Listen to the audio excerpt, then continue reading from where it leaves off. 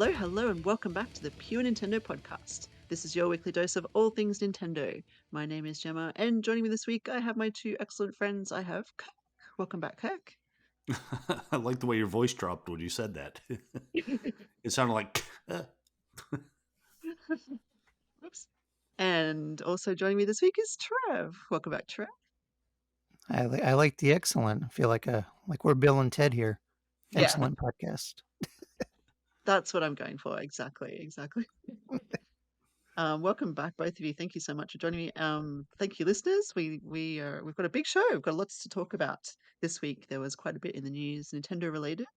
Nintendo dropped their kind of fiscal earnings report during the week that they do every year, yes, every quarter. But this is their annual one that they do. So we'll go through that. A few other bits and pieces, including that Nintendo World Championships that we mentioned last week has now been officially announced.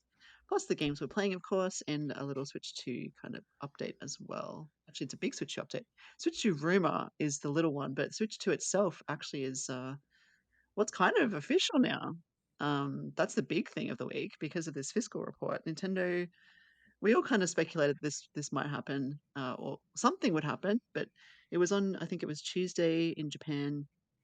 They had their fiscal report to their stakeholder or their investors, right? It's like an investor briefing where they go through their annual earnings and forecast for the next sort of 12 months or so. And the fiscal year ends in April. So for Nintendo, March the 31st is the end of their fiscal year. So this report is all up until March 31st, 2024. And now they're talking about up until March 2025. And I guess the really big thing that we were all interested in was whether they would mention the Switch 2, and they did. So what was the actual quote? It was Nintendo. Did I write it down? I should have written it down. Basically, they did say that they will announce a Switch successor during this next fiscal year, which is pretty exciting. It's pretty much official, official statement that they're working on something, which we all speculated and knew anyway. But how do you guys feel about this? Are we excited? Are we surprised? I mean, Trev's probably happy about the timing because you predicted 2025 would be the Switch 2. So I'm excited. I'm finally going to edge Justin in our yearly predictions. yeah. No, I mean, yeah, I think it is what I expected, so I wasn't necessarily surprised. Mm. I'm also glad they said Switch successor because I feel like, as fans and even in the industry, we've gotten in the habit of just calling it Switch 2, but we still don't know what it's going to be called. Hmm. So, although there's rumors. So, yeah, but I guess I'm more intrigued, since they specifically said like the upcoming direct. I don't want to get ahead of it, but Mm. it's just going to be about existing Switch games because we don't really know anything about the second half of the year. Hmm. So I'm more excited, to see that than I am to eventually learn more about this Switch successor, if that makes sense. Yeah, that makes perfect sense. I mean, I'm excited as well. I think it's good that they kind of put that sort of little rumor mill to bed, at least for now, in terms of the next direct. So there's a direct coming in June, which, lately we've been getting directs dropped, like almost shadow dropped, right? Like within a day or two. Hey, there's a Nintendo Direct tomorrow.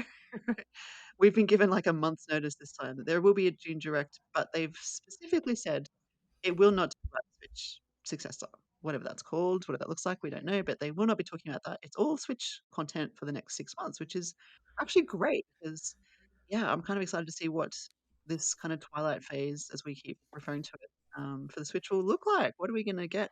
And I would love to hear from you both what you expect or hope for the next, 6 months. Will there be a couple more interesting ports, do you think? Or something new? Like, will there be one final big new game, a first party kind of thing? Or what do you guys think?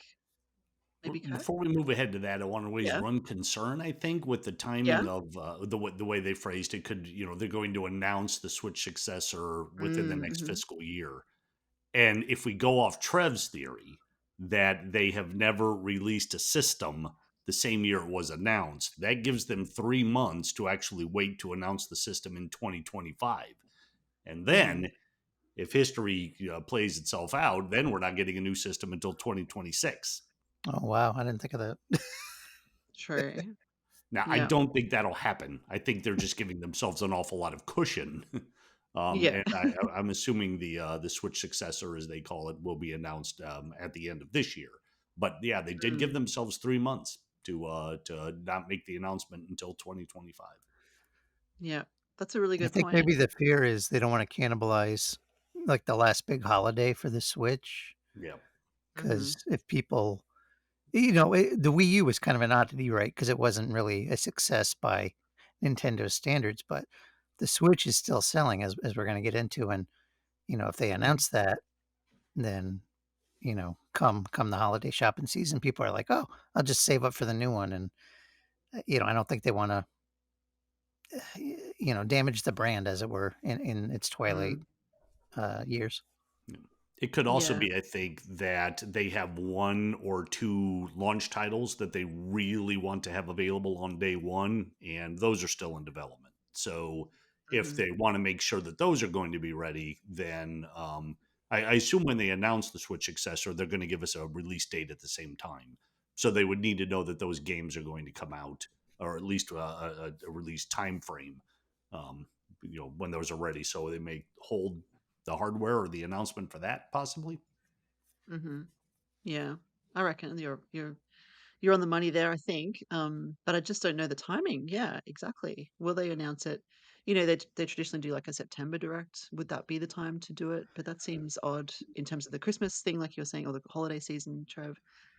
Yeah, but then if you announce it early, like January 2025, um, do they then release it in 2025 or not? As we said, history shows that they don't announce and release at the At same. least now we have some sort of like people were chomping at the bit, like any day we're going to get news. At least now, Yeah. it reminds me of like the proverb, right? Expectation postponed makes the heart sick. Like gamers were getting ill waiting for Mhm. news Yeah. on the Switch too. Hmm. And each day that goes by, they're getting more antsy. So I feel like now you can kind of take a breath and be like, hey, all right, it's coming, but in the meantime, let's focus on Switch and play some of these new games, play some of the games that are yet to be announced, or Hmm. our backlog, whatever, and just keep us focused on the here and now. Yeah. Yeah, I love that. I think that's a really positive way to look at it. I'm very excited about the whole thing. I don't know if it's the best way to do it or the right way to do it, but for me, it's worked. I think it's good. Exactly what you said, Trev, to have that almost like peace of mind. Yes, Nintendo's acknowledged it is coming, and we all love to hear about new Nintendo consoles. I mean, how many of us have been to midnight launches, and it's an exciting thing to get a new Nintendo device, and we haven't had one for many years. So it's huge for us in the industry and fans. So that's something to look forward to. But we now know we've kind of got our expectations set a little bit. Okay, not next year. That's cool. We know in our minds something awesome is coming. Don't know what it is yet, but we'll find out soon. Let's see what's happening on the Switch, which we've loved and adored for the last 7 or so years, and it's still got more life in it. Let's find out what's happening. Like I said, the Twilight. What's left for this little system that could. Hmm. Well, yeah.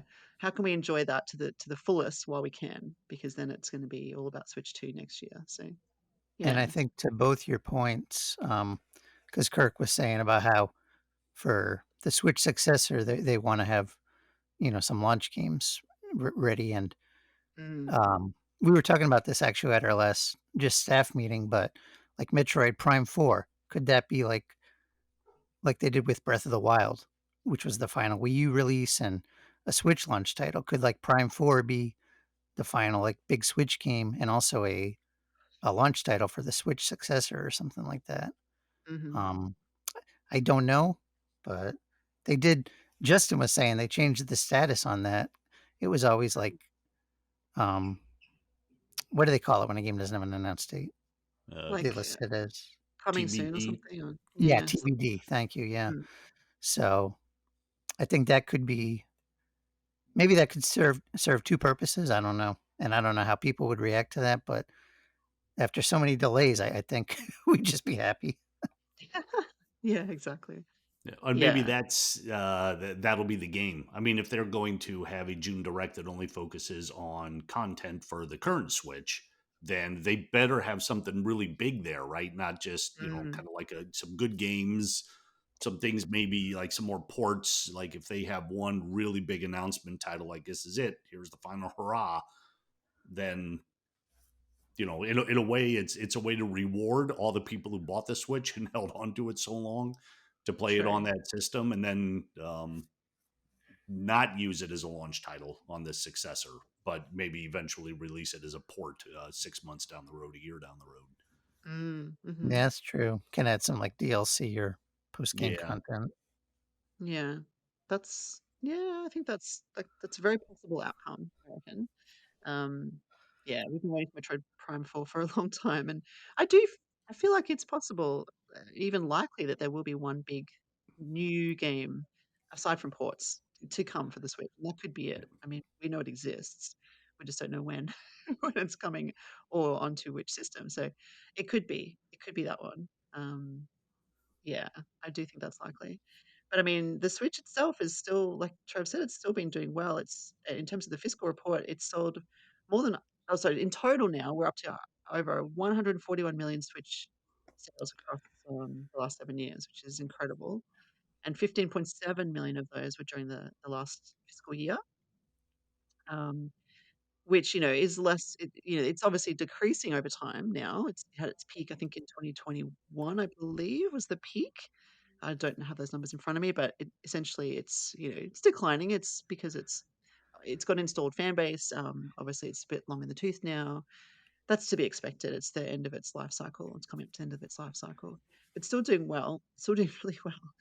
And I think it's close now to being the number one. I think they're trying to get it to that number one console position, which Trev, you're good at numbers. Do you remember the number? I think it was the PS2 is currently number one. Yeah, I think the DS and the PS2 are within a few 100,000 of each other. I think it was like Yeah, 154 point something something million like to that. 155. Yeah. And the So Switch is gonna do it because, you think about it, there's the 3 models, right? The OLED, the mhm, base Switch, and then the Switch Lite. None of those have really had price drops, and mhm. it's gonna coexist after the Switch successor launches because that's always how it's been. True. 3DS hung around for a few years after Switch and still pushed millions of units, so imagine if Switch, 2 or Pro or whatever comes out and they slash all those prices. Hey, we're gonna knock $50 off the OLED, Mm, mhm. $100 off the regular. So you can get a Switch Lite for $99, sort of like how the 2DS was at the end, really Yeah. budget. Imagine how they would fly. Mhm. So yeah, there's no doubt it's gonna happen. So Yeah. Yeah, that's exciting. Definitely gonna happen. As to when, we'll see, but yes, a lot to look forward to the next year. So let's go back to that direct and see what else we think or hope. We sort of talked about Metro Prime 4. Are there any kind of ports or anything else you can think of or would like to see, do you think, from Nintendo in the next 6 months? Trev, there's what do you definitely think? one I Or want, Kirk? and people have What's talked that? about that is Xenoblade Chronicles X, Ah, which we yes. Yep. mentioned before, the Wii U game. That's the one that they haven't brought to the Switch. There are Hmm. three Xenoblade Chronicles games um, on the Switch, and that's the hard one to do because it used the gamepad on the Wii U as like a secondary kind of like mapping system, and Mm. it was such a unique way to use it that they actually had like a tutorial, like a month. They released a few tutorials before the game started. One of them focused specifically on that mapping system Right. and the things that you could do with it. So it was really cool. And I don't know how they're going to do that, but I do expect eventually we'll see that brought over. I Hmm. thought maybe depending on how the Switch successor comes over, maybe it would be easier on that somehow. Like maybe I think we talked about the possibilities of how a second screen could be incorporated. Mm. Um, Hmm. but I think that would be a big one. If they announce that, then I'd be happy with what we have in the back half of the year. Yeah. Yeah. That would be exciting, I think. I did sort of read some other people hoping or speculating that could be a possibility as well. So you're not alone, Kirk.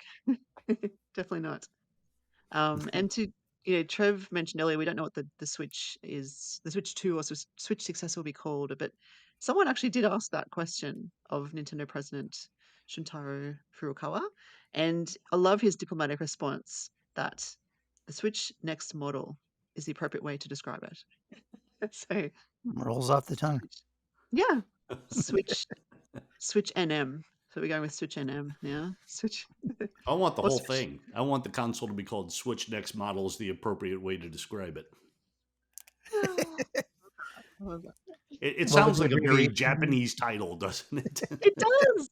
It so does. It so does. It could be, you know what? Switch Next. It really could be Switch Next or Switch X, maybe. I don't know. I don't know. But that's just me speculating there. Yeah, I'd love that. It does sound very Japanese.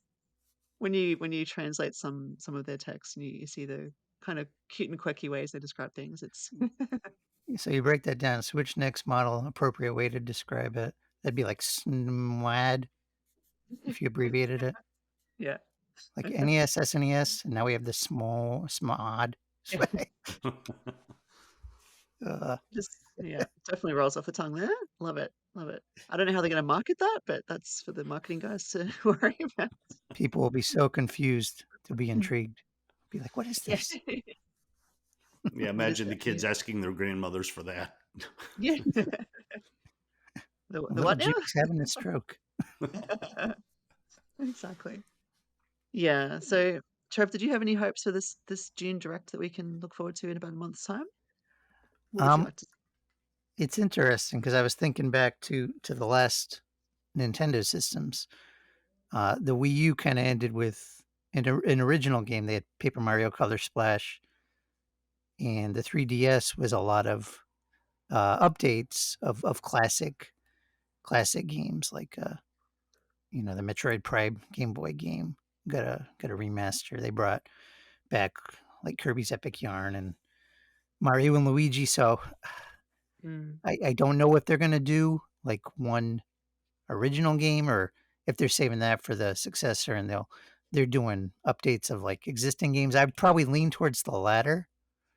But that's not necessarily a bad thing, depending on what they do with them. And not to get ahead, but like thinking with the NES game we're going to talk about, Nintendo has a lot of games that were like lost on like WiiWare or DSiWare or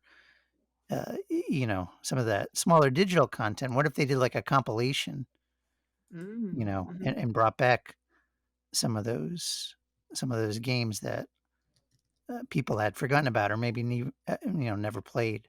I think that would be an inexpensive way, but also exciting because for a lot of us it'd be new content. So I'd like to see some sort of collection.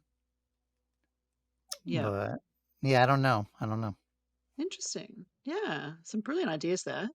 Who knows, right? Exactly.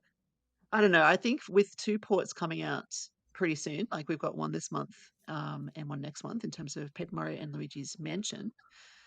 I don't know if they will rely on those like Mario. They've done a lot of Mario ports recently. Like we had Mario RPG last year.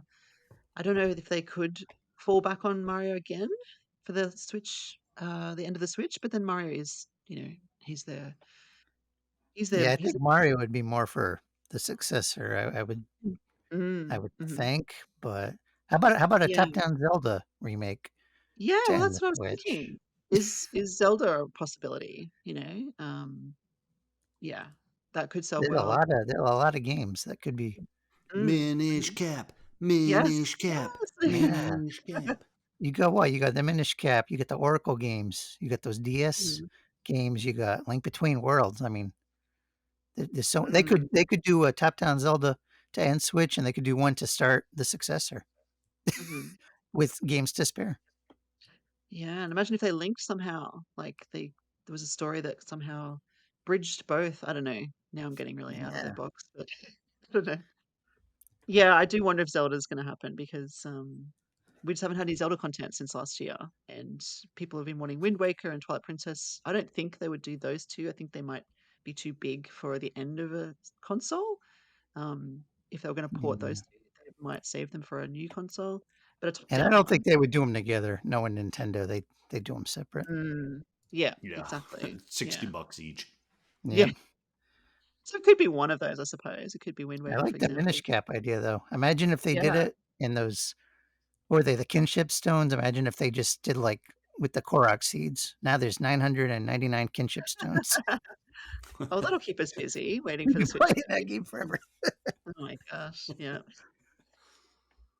Well, related to that fiscal stuff, I saw that the Wii U was trending again. We love to talk about the Wii U, and I keep saying something like the Wii U. It got a bad name, right? Like, and people talk about something like the Phantom Menace of Star Wars, the Star Wars saga, and people love the Phantom Menace now because they grew up with it or whatever. And people are saying they love the Wii U because they grew up with it. It feels similar to me, but it was trending because, well, for some reasons, literally one tweet was just, the Wii U wasn't actually that bad. Like, yeah, it wasn't. It just wasn't marketed well. It wasn't bad at all. Anyway, the point is that, with the fiscal stuff that we've just been through and the sales data, the Switch sold more, I think, in that last fiscal year than the Wii U did in its whole lifetime. Was it 13 or 14 million or something like that? Um, Yeah, Poor Wii U. Yeah. crazy. But it had great games, which, a lot of them have been ported now to the Switch, so they didn't, they got that second chance, which I think is awesome. Mario Kart 8 Deluxe, well, Mario Kart 8 being a very obvious point, a case in point. But there's heaps of examples, honestly. And so I just love that the Wii U still gets some love. Mine's still plugged in. I haven't used it for a while, but it is still plugged in. It's sitting there and looking at me right now. Yeah, but things like Come play me, so Gemma. Come play me. I'm sorry. I wonder, speaking of the Wii U, and this is a bit of a random thing, but we were talking about upcoming games or games we'd like to see, but would they ever do another Nintendo? Oh gosh, what was the one of the launch titles for the Wii U? It was like that Nintendo compilation, Nintendo Land, right? Oh yeah, that was Do a you reckon great they'd game. ever? Yeah, that was fun. Do you think they'd ever do anything like that again? I mean, that's a compilation of sorts, kind of.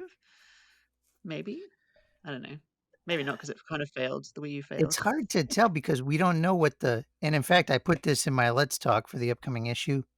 Hmm. I got it in early this time, so You did. Proud of you.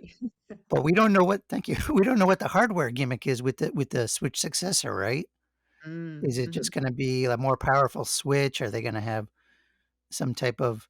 Because you think about, like, the past hardware, the DS introduced touchscreen, then we had the Wii with motion controls, 3DS with the 3D effect, and the Wii U with the gamepad.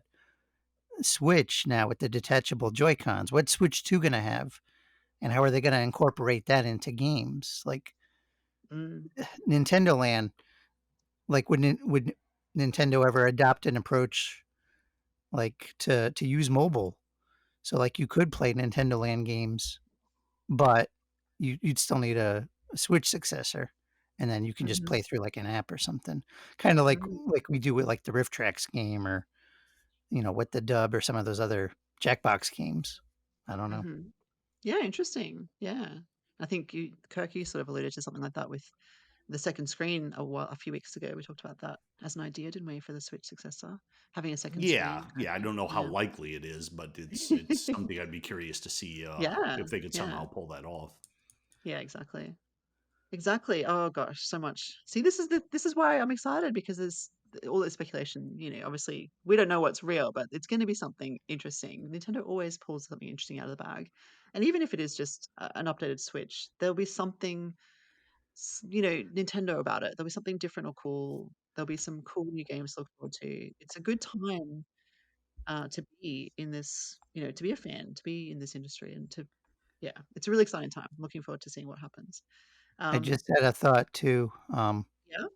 and hopefully I don't see it in the notes, so I don't think, but they announced this week that, the implementation between the Switch and Twitter, or X, Oh is gonna be yeah. discontinued, so you can't upload screenshots or video anymore. So I'm wondering, could the Switch successor bring back Miiverse? Because I used Miiverse a lot, and I Mm-hmm. think it's a nice, by and large, it was a nice social aspect, certainly less toxic than, X has become. Yes, definitely. Yeah. And especially with the library that's, so bloated, where games quickly get buried and forgotten about. I think Miiverse could give all these games a chance to shine because they'd all have their own communities. People could Hmm. upload screenshots, videos, post questions, drawings, whatever. I'd love to see some type of Miiverse-esque experience comeback for the Switch successor. Yeah, me too. I think that would be really cool. And there's, that's a good kind of suggestion slash speculation, I guess, because it is possible. A lot of people still talk about it. It seems people feel the same way as you that they miss it. They loved it. Mii's are still a thing. We still use Mii's on our My Nintendo accounts or even on the Switch. Do we use them? No, I guess that's a different avatar. But we use them, for example, in Mario Kart Tour on the mobile game. Mhm. Mii's are, in fact, the upcoming tournament, which starts this week when we launch on Wednesday, is a Mii tournament. So they're really encouraging Mii races in for the next 2 week period. So Mii's are definitely still a thing. Um, Yeah, they're still around. I mean, they brought Miitopia over to the Switch, yeah, that's so it. Exactly, exactly. And I love the idea of Nintendo doing social because, like you said, Twitter slash X is toxic. It's just it can be awful, and Nintendo's not. Nintendo's just lovely. I was thinking this morning about Pikmin Bloom, for example. It's just such a lovely game. It's just so positive and fun and cute, but it's also, you do these mushroom battles. I was thinking about this before the show because I didn't know if I was going to bring it up, but since you kind of alluded to it, you do these mushroom battles and you get a star rating. And even if you get a 1 star rating, it's like, good job, here's some rewards for you. It's not like, oh, you only got 1 star, frowny face. It's all just very, very positive, very Nintendo. You get this little nickname like awesome mushroom uh, destroyer, or whatever, whatever it is. You'll get a positive name in your little group. And it's all about walking and it's all about community and it's all about connections, and friends and you can help each other out with these little mushroom battles. It's all about planting flowers and just making the world a nicer place. It's just so wholesome. I can't describe it any more than that. there's the name for the next system, the Awesome Mushroom Destroyer System. Yeah. Yeah, exactly. Yeah. And it just feels like people, some people at least, embrace that, and so Miiverse is similar in that it's a place to share enthusiasm for a game, for example, or whatever, and share pictures. It's not about calling out, people and trolling and stuff like that. It's a different mindset, and I think that's something we kind of need in this world at the moment. So yeah, and Nintendo can can help facilitate that, then we'll be better for it. Hello, kitty. Hello, kitty. Yeah, he's saying hello. Aw. I've got a game to talk about soon with which features kitties. But the other thing that happened this week, which it was an interesting talking point, is that Microsoft laid off some companies within their portfolio, and that's kind of sad for the industry that they're losing money and they had to sack hundreds of employees, and that's a bit of a shock for all of those people who were affected. And it just makes me think about Nintendo and how when they were struggling with the Wii U, and I don't know if this is a fair comparison. I don't know what Microsoft's problems are and how they could fix them. But it seems like Nintendo tries really hard to keep its employees employed. Do you remember when Iwata took a 50% pay cut during the Wii U's kind of failing time, and what that meant for the industry? Like where the whole board took a pay cut. I think it was I can't remember what it was exactly, but Iwata, who was the president at the time, took a 50% pay cut, which was really telling, I think, again about Nintendo just being this important industry figurehead almost that just speaks almost for the people. I don't know. What do you guys think about that? Any opinion? It's interesting. I wish I could remember what I read or where I read it, but Mhm, I feel like Microsoft kind of talking out of both corners of their mouth because it's like they're doing these layoffs, but at the same time saying how important like the studio's types of games are moving forward. So mhm, it's like you recognize they're important, but yet you're like working against that spirit. Like it's it's confusing, mm, especially to a casual viewer. And you know, no matter what they're going to do, I would just suggest that they convey it better.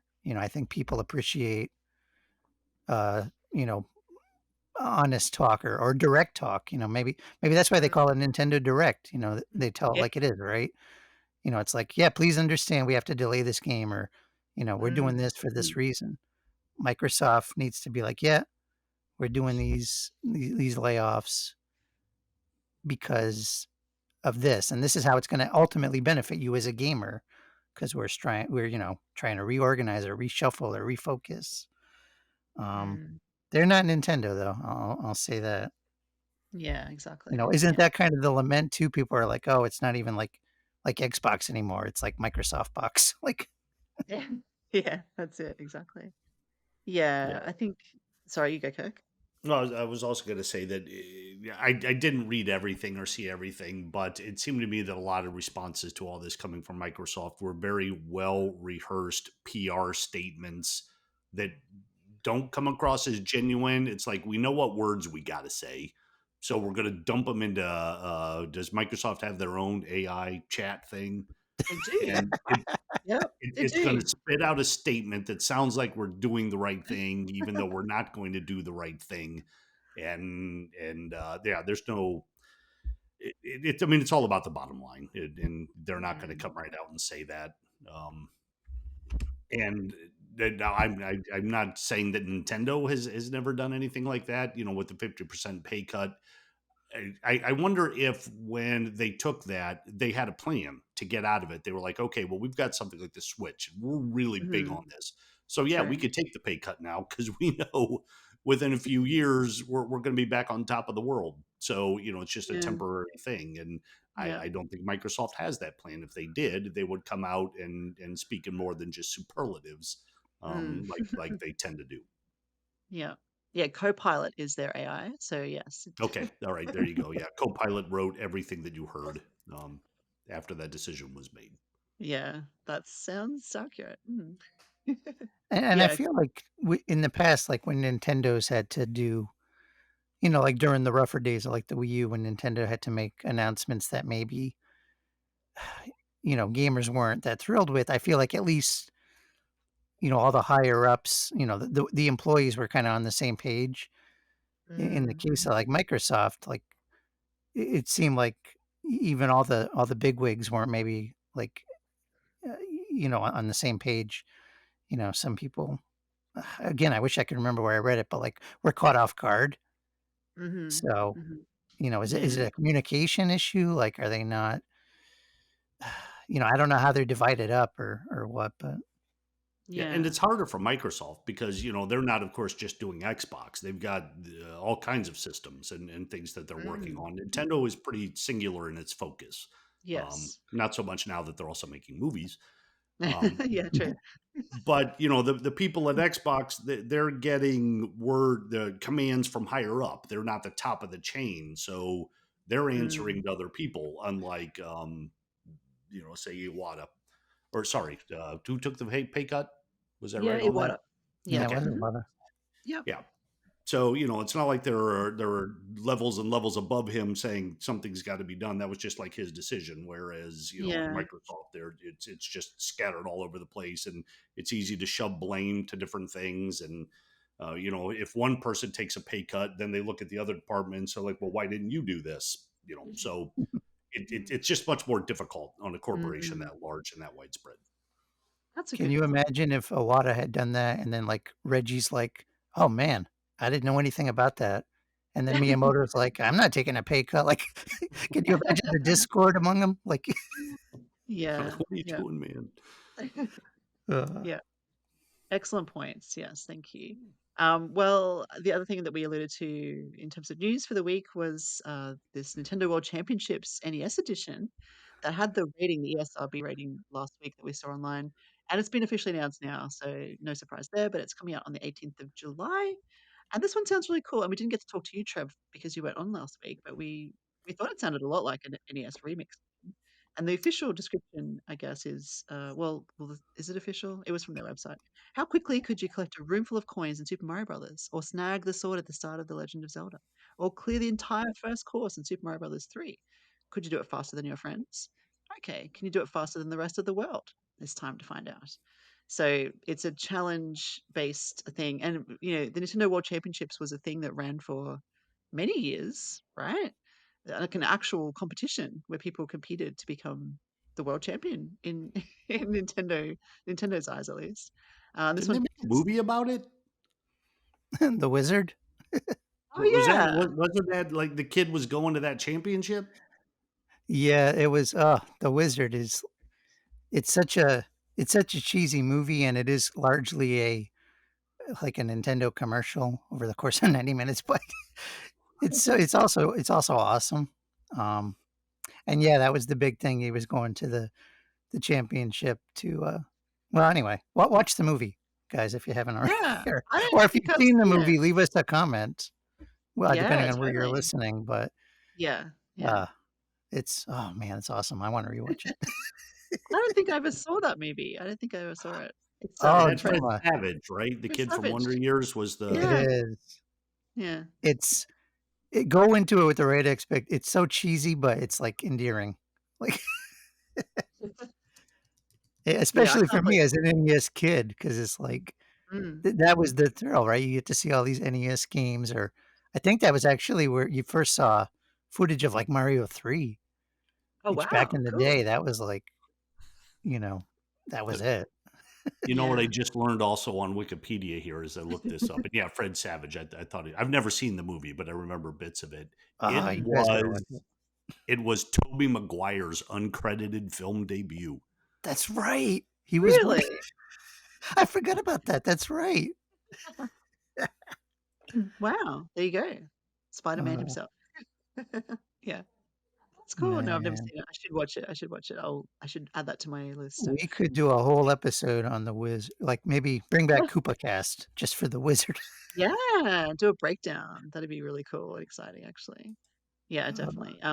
Yeah, well, the NES edition of this new game, Nintendo World Championships, has over 150 challenges across 13 games, which is pretty cool. I think pretty exciting. I'm looking forward to it. Did you watch the trailer, Trev? Because I think this is pretty much up your alley. my only concern about it, um, and I'm not even. Did they say for if you want a physical edition, Hmm. you can only pre-order it like from the Nintendo store? I thought I saw that too, but I know my local games stores called EB Games in Australia. They definitely Hmm. have it. I don't know. So I wonder if it's a regional thing, but could be. because I was looking, like the digital is like 30, and then you get the physical edition, which is double. And Mm. I was looking at like the goodies with it, and I'm like, oh man, is that worth double? But at the same time, I want it physically, Mm. especially as Yeah. an NES kid. So I'm like, yeah, I'm gonna get it, but I'm also gonna grumble about it a little because I feel like Yeah. that's Yeah. expensive. Like you look at the NES remix games, those were a lot cheaper. Those were like eShop only games originally, Yeah, they were. and those were what, like 15, $20. So Mhm. And the full versions of all these games are available for free if you're a Nintendo Online subscriber.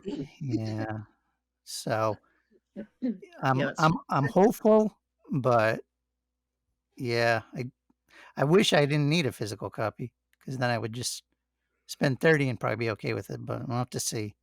Mm. Yeah, exactly. The one in Australia at least seems to come with what does it come with? The game, obviously, a replica game pack. I think that looks like an NES cartridge kind of thing. Yeah, like the Yeah. sleeve or something. It's got like Mm. cards, and Yeah, and it's I got mean, it's five. a good idea. I mean, after those Yeah. NES remix games, like they had the 2 volumes on the Wii U, then they released them physically, which was great. Then the Hmm. 3DS got its own version, and Mm. for years I've been saying, okay, they're going to keep going with this SNES remix, N64 remix, Game Mm. Boy remix. But I Hmm. feel like this is the sort of game I would expect for the end of like a console life.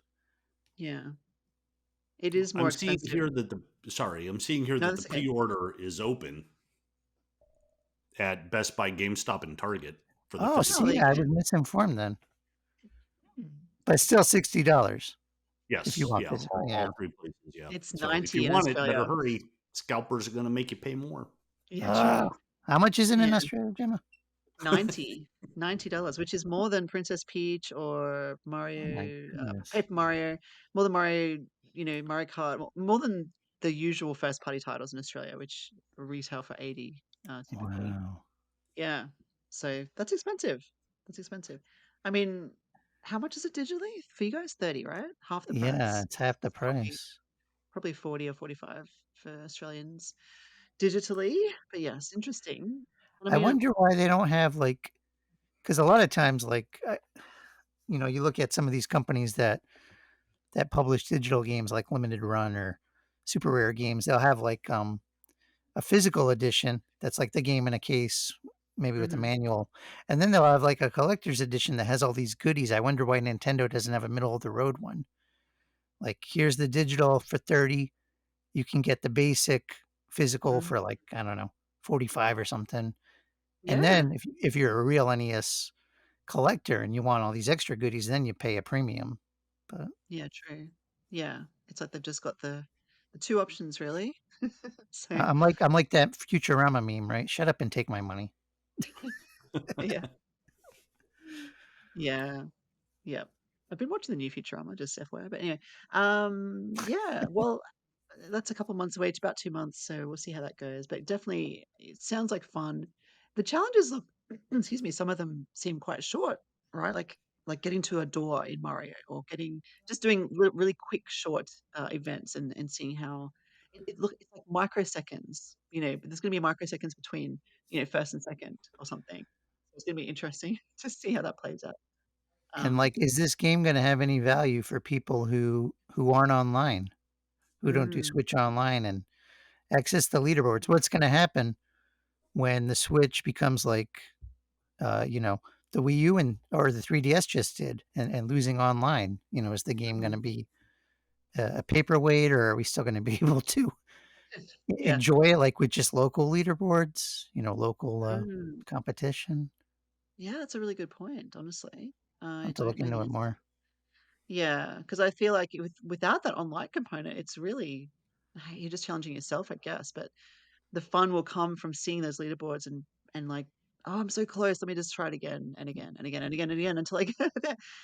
It's going to be some tough competition, I think, across the world, especially some of those hardcore, Japanese players. They're awesome. So I can never beat them in Mario Kart. How am I going to beat them in an NES? They were always better, even on the NES. That's why, like Mega Yeah, Man 2, they gave us a normal difficulty, but in Japan they just had the tough one because for them that was normal.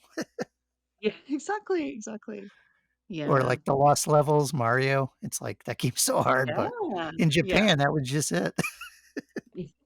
That's it. It was just standard. This is just how we play. It's how we roll. Yeah, that's Yeah, cool. get good, noob. Yeah. Thanks. Anyway, let's move on to the games we're playing at the moment. We each have at least one to talk about. So I will start, and I am playing a little thing called little thing. I'm playing a title called Little Kitty Big City, which you may have heard of because it was highlighted during the Nintendo indie showcase that they did. The last two actually, it was highlighted. It's now out. It came out just last week, and it's a really cute, fun game. I think it's from a new developer. I think this is their first title, if I remember correctly. And essentially, it's a third person or a third cat adventure game, kind of platformer, because you play the role of a cat. And I love this. I love it because there's not really a lot of games where you're not a person, like a humanoid sort of figure. And in this, you're a cat. And they've done the physics really well in terms of the cat's movements. You have 4 legs, obviously, and the cat kind of it feels like they have 2 parts to them, like the front and the back, the tail and the back legs move a little bit separately to the front, almost like one of those, I was thinking it's a little bit like a semi-trailer or like one of those buses with the U-bend in the middle. It's not quite that, uh, obvious, but they're a little bit just not disjointed, they flow really neatly behind each other. The back legs might go a little bit to the right. You know what I mean? Like, cats they're really agile. They're really slinky Hmm. creatures, and they've captured that really well. So, for example, if you're standing on a wall or a fence or whatever, your balance is really good. Like normally, I was thinking if you're playing Mario, and I love Mario, and I'm very, I think I'm pretty good at Mario. But if it's a 3D Mario, or even Zelda, even something like Tears of the Kingdom, walking on a narrow thing is hard for a human character. I often fall off. It's hard to keep straight. The cat just has no problems. It just waddles across easily. So I think they've captured that kind of balance well to make it feel like you're actually controlling a cat. Um, there's a lot in this game that's really enjoyable and cute. For example, you unlock hats and you put the hats on your cat and the cat just looks adorable. I don't think a cat would in real life wear hats. Trev, as a cat owner, probably could testify to that. I've had cats, many cats in my lifetime, and Um, when I was a kid, I used to dress them up as you do, and they didn't how like it. often do you want to get scratched? Yeah, exactly. But anyway, the premise is that this cat has fallen from its lofty apartment. It's an inside cat, and it was sitting on the windowsill. It stretches and falls down to the ground via a crow. It gets a little lift from a crow, and it has to find its way back up. So that's the story. And you don't have the energy to climb that high. It's quite a high rise apartment, so you're kind of wandering around the city looking for fish to eat, which gives you energy. And along the way, you meet other cats, you meet other animals, you meet birds, you meet even I met a beetle. There's lots of animals to meet and little kind of puzzles to solve, I guess, and little objectives to meet as you work your way back up to your apartment. It's a simple premise, and uh, it's a little bit Japanese as well. It definitely looks like it's set in Japan. And having just been to Japan, I'm like, oh look, there's vending machines everywhere, just like in Japan. And even there's this construction site, and the worker is wearing like a Japanese construction outfit. So it's very much set in Japan, which I love. There's humans walking around everywhere that you can interact with, and by interact, I mean you can trip them over and Do collect. they not have faces? I'm looking at some of these screenshots. No, they don't. The humans are devoid of facial features, which is an I interesting wonder if aspect. that's how cats really see us. Yeah, that's what I'm wondering too. We're all the same. We're all the same. Exactly. Yeah, and you need to use the humans for different things. Well, there's the objective of getting to the apartment, and some of the puzzles need to be solved to do that, but some are just optional objectives. There's a lot to collect in here. For example, you need to catch birds to collect their feathers. You don't eat the birds, it's really nice that way. It's a catch and release system. You just have to sneak up and pounce on them, and then they fly away, but you get their feather. So you collect their feather. That Um, doesn't sound very realistic. I don't know.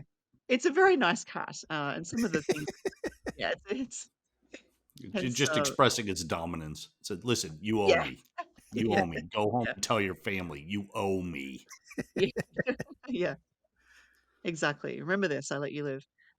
Yeah, so there's lots to do, there's a lot to explore. It's a short-ish game. I haven't finished it yet. I've spent a few hours in it. It's meant to only be a short experience, but more so if you want to do all the collecting.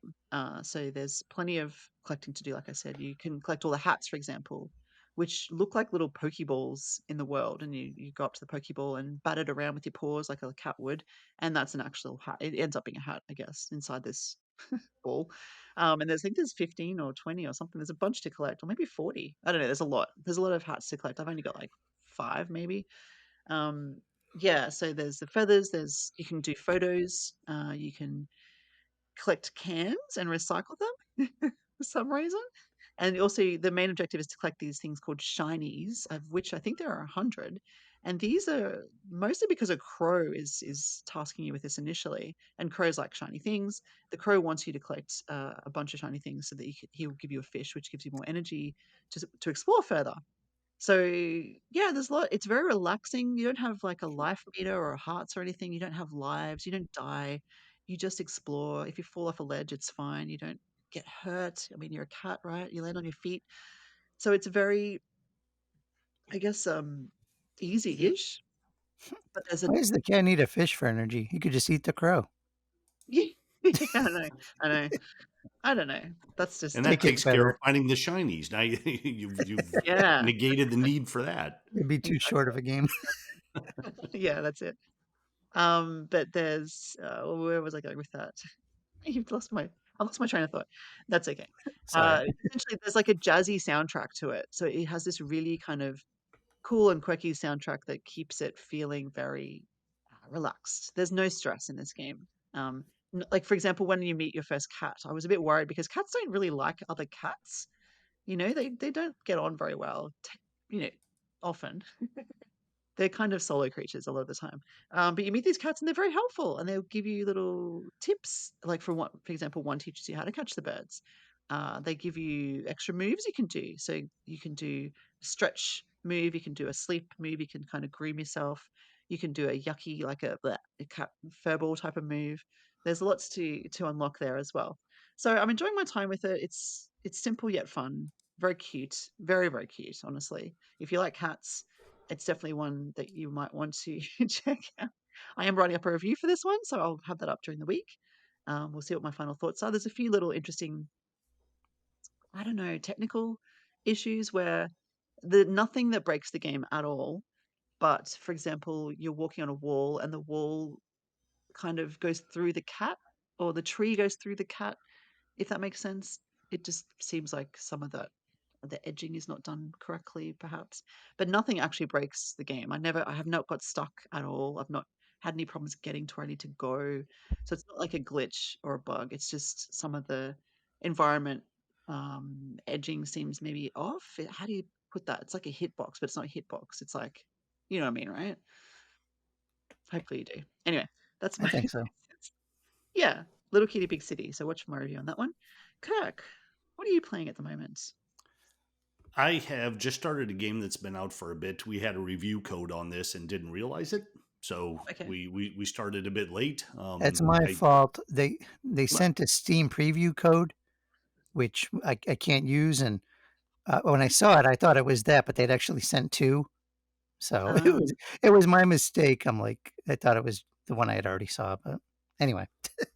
Well, and it's a JRPG, so Trev immediately thought of me, Always. and he was right.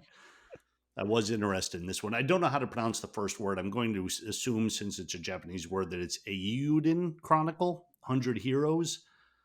Sounds good. This is a JRPG that's based on an older series that again, I'm not going to try to pronounce. And it was a Kickstarter funded game, and it came out a bit, and it got pretty good reviews on most systems. It got trashed on the Switch. A lot of performance issues, and I'm experiencing some of that. I'm kind of glad I got the code late because they've released some updates. I think there's a bigger Switch specific update coming, and I'm going to wait for that to write the review because there are some issues with it. They kind of ruin the overall experience. A lot of load screens at just the weirdest times, and they're not super long, but there are so many that it gets annoying. There's some like popping when you're running around the overworld. But it's very much a throwback to the classic JRPGs. For instance, it brings back random battles as you're running around these various environments. Fights just happen. You don't see the enemy and you can't avoid them. You're going to go into these fights. And then the fights are turn-based. The thing about these games is, and the reason they call it 100 Heroes is because you can put together, I don't know if it's actually 100 exactly, but it's a lot. Unlike most JRPGs where you'll start with one person, you build up to 4 or 5, maybe you eventually have up to 9, and you can bring 6 people into battle at a time. This game gives you 100. Wow. And just, I imagine a lot of them are going to duplicate, but a lot of different, like there are sharks that run around on the land, and they're dressed for fighting, but all kinds Sounds of like they're animals. ripping off SNL. Wasn't that an old SNL skit? The land shark. A lot of anthropomorphic animals that you'll be able to bring in, but aside from the performance issues, I'm enjoying it so far. I'm not really far into it. Kind of throws you into some battles right away. It brings you into your first dungeon. You start out with, is it 6? I think you have 6 people. Then something happens and you're down to 2. So it's one of those games that's going to constantly change up your battle strategies, and I like that in JRPGs when they give you either new people or different numbers. And there are some like environmental puzzles to solve as you go along. You'll get clues on how to open a door, very easy clues, but I'm hoping that eventually gets more difficult. But so yeah, if you're into JRPGs, especially if you've been playing them for a long time, then this is right up your alley. But I do recommend, as most of the Switch review sites have said, there are some things about it that just don't work on the Switch. I believe there are actually some game-breaking bugs too. I haven't encountered any of those. They may have already been patched, or I may not have gotten far But so far, I'm having fun with it. Cool. I like the thought of 100 heroes, although it also seems overwhelming. Yeah, that Yeah, and Like, that that can happen. Especially like I spend a long time trying to get one person up to where I want, and then I meet someone else who's already more powerful than that person. I'm like, well, now what do I do? Do I make my battles easier, or do I stick with yeah. these characters that I've used so far? Mm. And the graphics are fun too. They're kind of like a mix between old and new. They're not quite that, what do they call it, HD 2D thing that Square Oh, Enix yeah. was on for a while. The Hmm. environments have a good amount of detail and color, and the characters do too. They're not really highly detailed, but they're very colorful. And there's like a weird disconnect between the backgrounds and them. Normally that throws me, but I kind of like the way it works in this game for some reason. You could kind of pick that up just by looking at the screenshots. So you don't need to, Hmm. buy the game or watch a YouTube video. But the graphics are fun. The music is great, and the acting. There's a lot of voice acting in it, and so far I'm impressed with that too. Cool. Sounds pretty fun. this is kind of like a I don't want to say spiritual successor, but is it kind of like a Suikoden? Because they had back in the day, like I think it was Yes. 108 characters. Yeah, that's the game that I said I wasn't going to try to pronounce. And Oh, it's not okay. that hard. Yeah, like in the old days, maybe I had problems with that. Since I'm trying to learn some Japanese, it might be easier. Oh, I'm not even sure I said it right, but I think you did. Yeah, Suikoden. I And I remember played it one of from those. I'm sorry, not to get off topic. I only remember that because in Metal Gear Solid back in the day, there was a boss fight, and he was supposed to be psychic, and he would actually like read your memory card to try to freak you out. He'd be like, "Oh, I see you like Suikoden," and it's like, "What? How'd you know that?" Like, Yeah. I played one of those games too. I don't know which one came to the DS or the 3DS. oh, that was It was, the third one, Snake Eater. was it? See, I'm trying Wait, to for think. Metal Gear or Suikoden? Suikoden. Oh, I'm sorry. Oh, that was started with the T, I think. It was like to. Yeah, I'm gonna think of it as soon as we log off.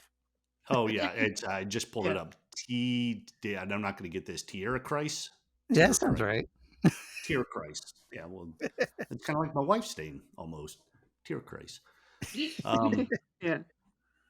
but yeah. So I played that one. I don't think I finished it, and my memory of it is vague. I mean, it was a long time ago. What, 15 years ago? So Mm. I have a bit of experience with it, but not as much as I think a lot of people who were excited and backed this on Kickstarter are probably more into this and are more familiar with a lot of what's going on. But it's a good game, and it's, despite being a throwback JRPG, it has a lot of modern features to it that make it more accessible than a lot of the like ports that we get of old games. But yeah, if random battles are a turn off for you, then stay away. Yeah. I'm not a huge fan of random battles, but that's okay. Yeah, and I'm, this one's jarring too. Like when they happen, it's not like you just fade into it. It's almost like there's this big black explosion. Like, oh God, take Jeez. it easy on me here. It's late. The kids are in bed, and I can't have my TV making Yeah. this much noise every time I go into a fight. Yeah. I'm interested in this land shark thing though. I'm gonna have to check this out. It's like from the original season. Like this is an old throwback that you mentioned, Yeah, like Trev. the 70s SNL. Yeah, Yeah. Chevy Chase. I'm just looking it up. I'm gonna look that up. Anyway. Classic. um yeah. Okay, let's move on to what you're playing, Trev.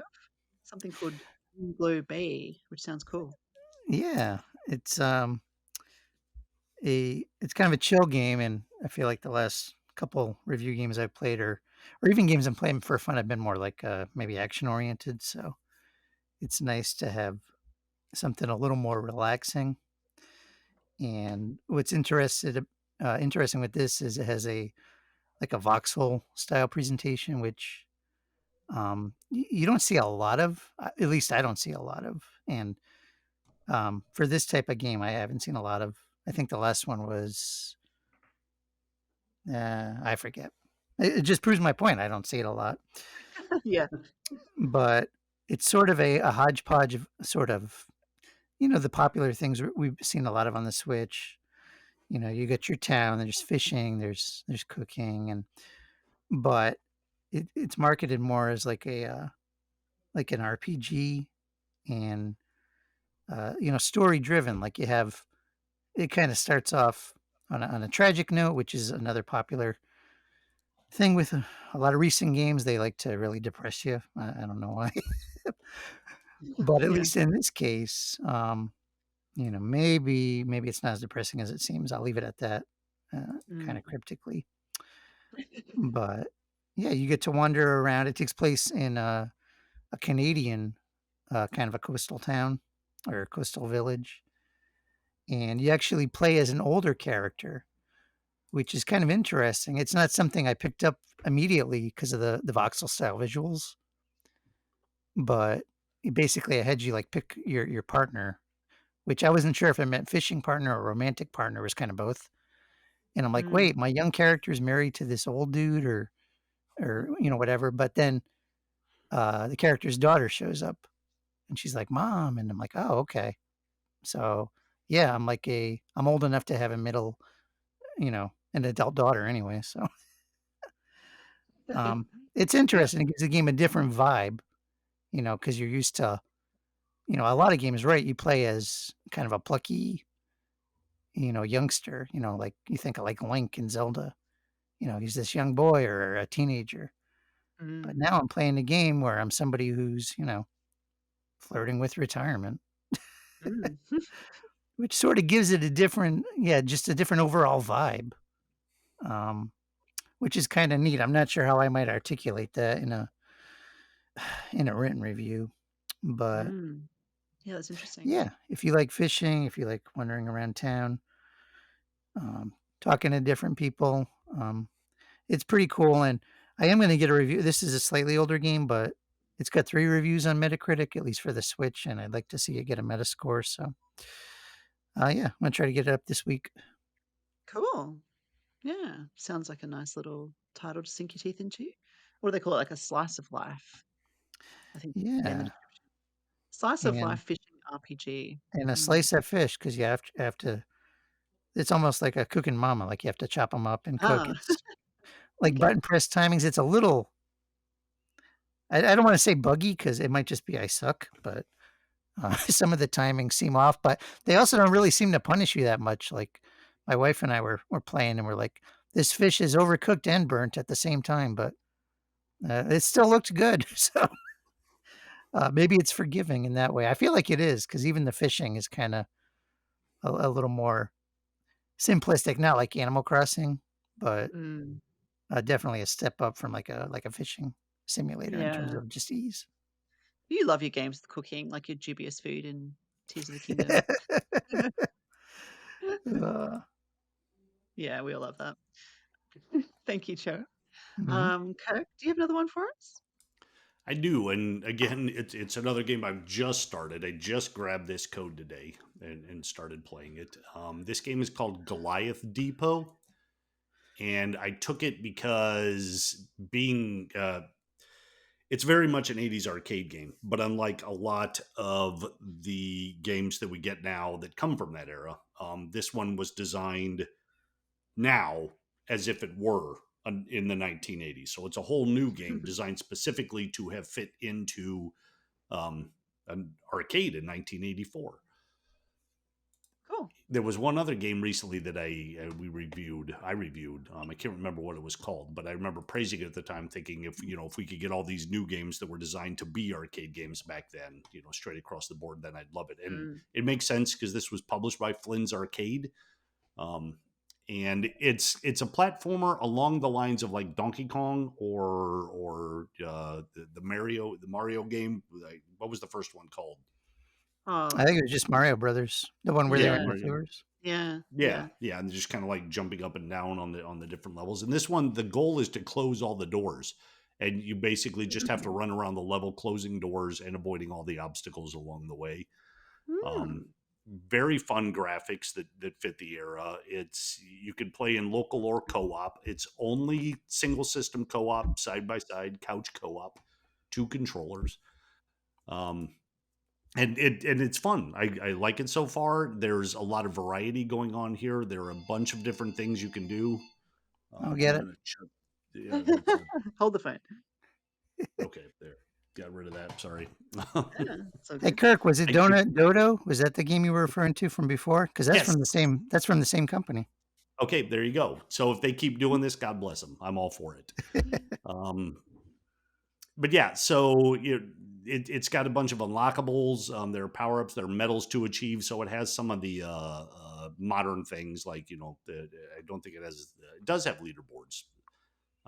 So it's got all kinds of things like that. It's the one thing that I do like too. I haven't really experienced it because I haven't played it that much. Is that it's got a built-in randomizer. So unlike, let's say, Donkey Kong, where you know the pattern, you know the various levels, where the barrels are going to come, where to stand. This one can change it up. So it's going to be more of a unique experience each time, and I like that about it too. So once I get further in, I'll be able to talk about it more. The review probably won't be up this week, maybe in the next coming weeks.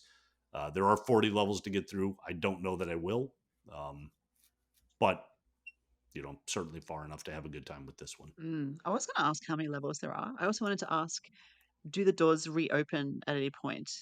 Like, you have to run around shutting all the doors. Is there any mechanic that reopens them if you're not quick enough to shut the other doors?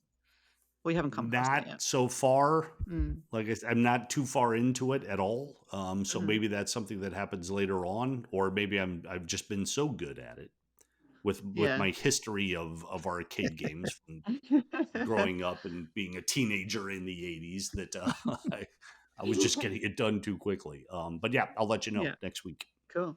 Trev, we missed an opportunity when the phone rang. Well, it looks like we have our first caller, and I mean ever, because this is not a call-in show. Oh man, classic. Yeah, just came to me afterwards. Sorry. Anyway. The one I was thinking of is when Homer's like, "You'll have to speak up. I'm wearing a towel." Yeah, that would also work. Uh, Very good.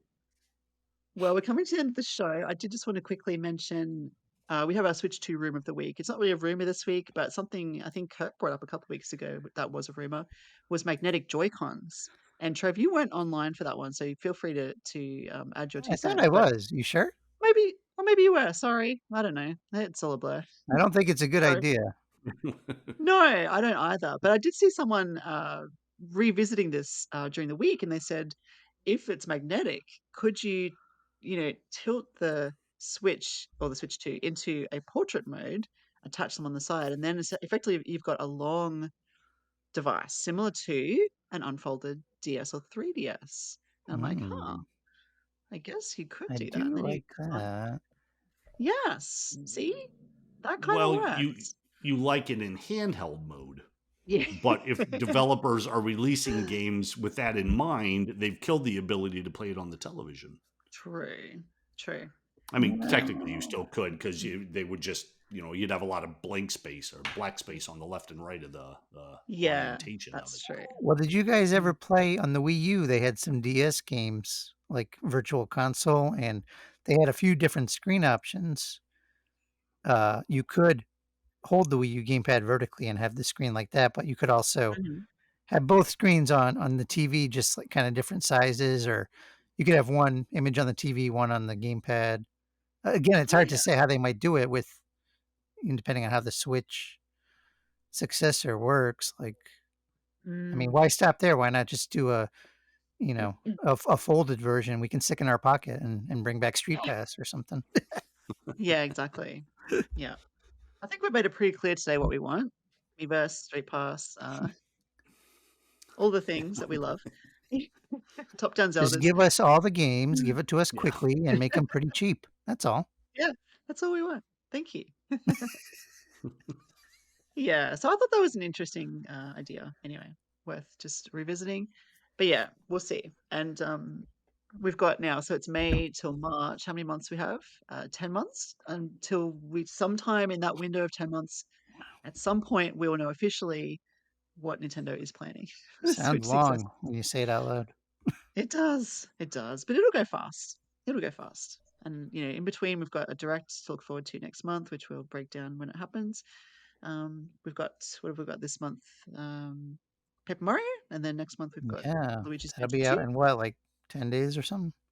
Yeah, yep, exactly. And then we'll have the NES World Championships in July, and then mystery games to come. So a lot to look forward to. But yeah, anything else you guys wanted to add before we close off the show for the week? No, Nope. Yeah. Vote Quimby. nope. Love it. Thank you. Well, thank you so much, both of you, for joining me again this week. It's always fun to talk with you about all things Nintendo. Thank you, listeners, for joining us. We love what we do and we love your support. If you would like to support us, we are on Patreon. So head on over to patreon.com/Pure Nintendo. We put out regular magazines. We've just started work on our next edition. I was going to say issue and edition together, which would be edition. Yeah. I have an issue. I need a tissue. Yeah. You can also follow us on Twitter/X, Blue Sky, and Mastodon. And until next week, thank you and game on, everybody.